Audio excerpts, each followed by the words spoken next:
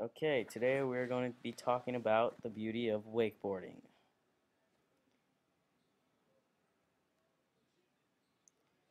Some vocab we need to know: center of gravity, buoyancy, surface tension, Newton's third law, resistance, and tension.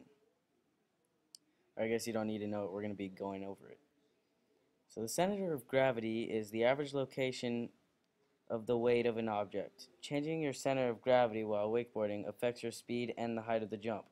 There's a guy jumping. Buoyancy. The buoyancy of a wakeboard is its ability to float.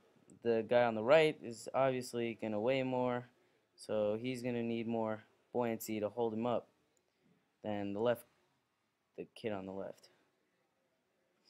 Surface tension is what causes water molecules to stick together in a cohesive sheet, affecting how a wake or a wave stays together. On the bottom, you can see a wave, and it has a cool shape.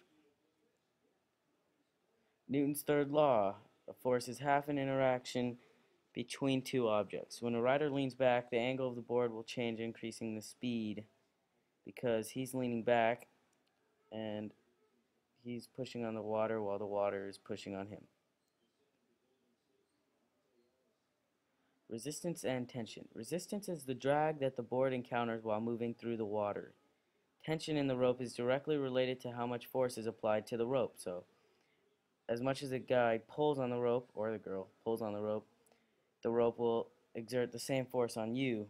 In order to stay afloat, you need the tension to counteract gravity and stop you from breaking through the surface tension. And there's a force diagram on the bottom. You got the force of water pushing up, which is buoyancy, the drag pulling back the wakeboard. Rope will be at an angle because the boat tower would be higher than the water, and then the weight of the person going down. Here's a trick called the tantrum, which is basically a backflip. You need to jump pretty high to do that. Jumping. Lean back and towards the center of the board in order to lower your center of gravity. This motion increases the rope's tension and gives you some additional speed as you take off.